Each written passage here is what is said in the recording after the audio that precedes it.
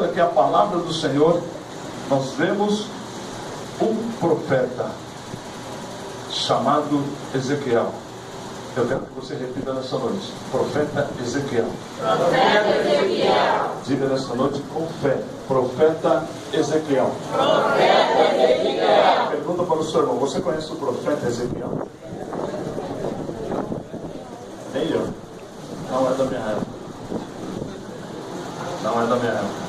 Mas a Bíblia descreve quem era o profeta Ezequiel. Mas nós não estamos interessados em saber quem era o profeta, e sim o que Deus estava fazendo. Porque não é importante você saber quem é a pessoa, mas sim o que Deus faz através da pessoa.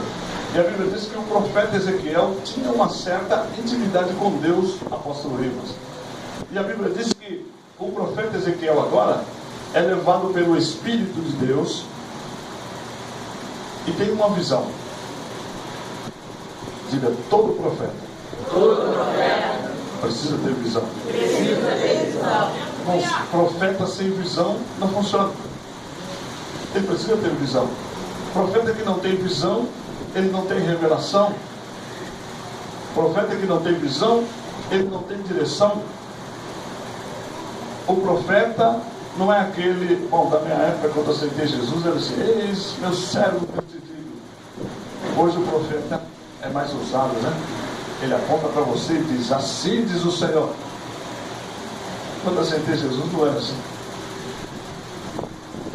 Você vê que foi apurado o dom. Conforme a igreja desenvolveu, também os talentos de Deus se desenvolveram na igreja. E o profeta hoje é mais ousado. O profeta é mais atirado. O profeta tem mais qualidade. O Deus é o mesmo, mas a qualidade da igreja mudou. Porque Deus não é um Deus arcaico ou atrasado. É um Deus atual. As coisas alteraram, Deus também mudou a maneira de agir dentro da igreja. Porém, os fundamentos são os mesmos, mas a forma de agir, vamos dizer, com mais força, com mais autoridade, porque o povo também ficaram mais violento. Então Deus também usa de mais força. E nessa época aqui você vê, o profeta Ezequiel recebe uma visão de Deus. E o Espírito de Deus é quem leva um profeta para dentro da visão. Não é o profeta que entra para dentro da visão, mas o Espírito de Deus leva o profeta para dentro de uma visão.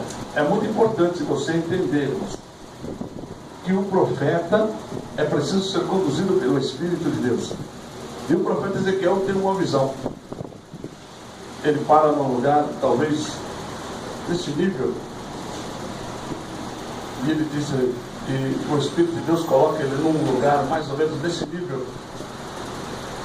E ele olha lá embaixo, e ele vê um vale que está cheio de ossos. Era como um cemitério.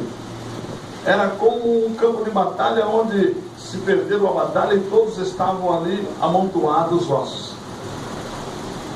E a Bíblia diz que o Espírito de Deus que levou o profeta Ezequiel pergunta para ele: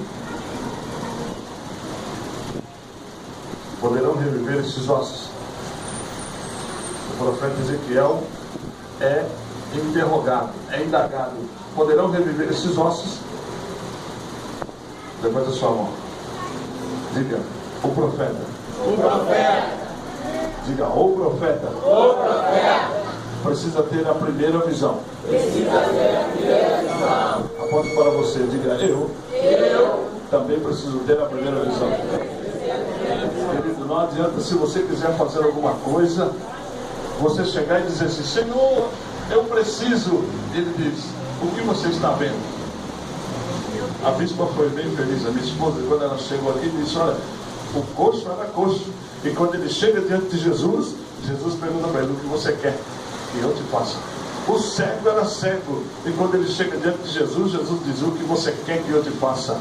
É como o casamento, né? Todo mundo sabe que a noiva vai casar, o pastor vem arrumadinho porque ele vai fazer o casamento, o noivo vem arrumadinho, toda a igreja está tudo enfeitado, todo mundo arrumado, mas quando chega aqui à frente, o pastor pergunta: você aceita este fulano como o seu legítimo esposo? Não tem resposta, né? Todo mundo está sabendo que é um casamento e ela veio para casar. Lógico que ela aceita, mas é feita a pergunta para que haja testemunha. O pastor não vai se envolver naquilo sozinho. Ele precisa envolver a igreja. Deus também não se envolve em uma situação sozinho, porque Ele depende daquilo que você apresenta. Foi o que ministrou nosso querido missionário, né? Diácono, amém? Foi o que ministrou nosso querido diácono. Ele disse: o que você apresenta de semente? Se você não tem semente, Deus não pode fazer nada. Se você não apresenta, irmãos, qualquer coisa, Deus não pode fazer nada. E a primeira visão que o profeta precisa ter é a dele. O profeta tem que ter a sua visão pessoal. O que Deus quer que eu faça? Eu preciso entender o que Deus quer que eu faça, para que depois eu possa fazer e entender quais são os desígnios de Deus. O que Deus tem para mim, eu preciso ter a minha primeira visão. Por isso Deus pergunta naquela visão: profeta Ezequiel, esses ossos poderão reviver? Ele, na sua limitação humana, ele teria que dar uma resposta para Deus. Deus procura alguém que traz uma resposta para ele. Deus não está procurando alguém, irmãos, que fica dependendo de Deus. Ai meu Deus, o que eu vou fazer? Senhor, eu quero casar, prepara um marido. Senhor, eu quero casar, prepara uma moça. Senhor, eu quero trabalhar, prepara um emprego. Espera aí, qual desses você quer? Se você não define, Deus não tem como agir. Ainda que você decida errado, Deus tem como agir. Mas se você não dá o primeiro passo, não tem como Deus fazer alguma coisa. Por aí esse negócio. A visão do profeta é muito importante. Você tem planos? Se você não tem planos, querido, não tem projeto, Deus não pode fazer nada. Porque ele fica amarrado. Ele não sabe o que você quer. Ele precisa saber da tua ideia. Pergunte para o seu irmão: você tem alguma ideia? Olha para cá. Você vai fazer um pequeno culto hoje. Se você não tinha projetos para esse culto, você estava no culto errado. Meu Deus!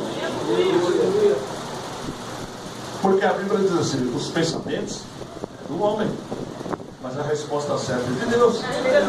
Você tem o poder de decidir, ou você tem o poder de pensar. Você pode analisar o que você quer, o que eu vim fazer no culto.